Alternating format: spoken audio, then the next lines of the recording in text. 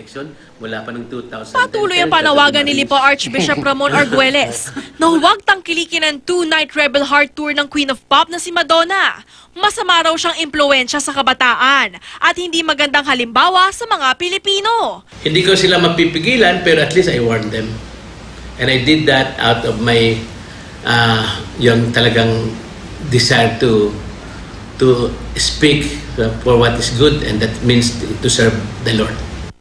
Ang Queen of Pop naman naging abala sa pagbisita sa mga orphanage sa Maynila.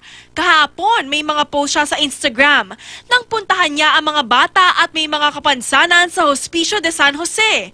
Isa si Jasper de Guzman sa mga maswerteng nakakita at nakapagpa-picture kasama si Madonna sa Hospicio de San Jose.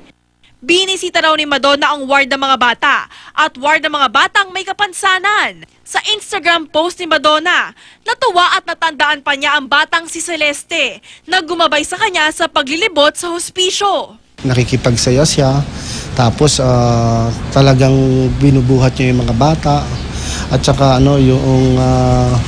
yung niyayakap niya.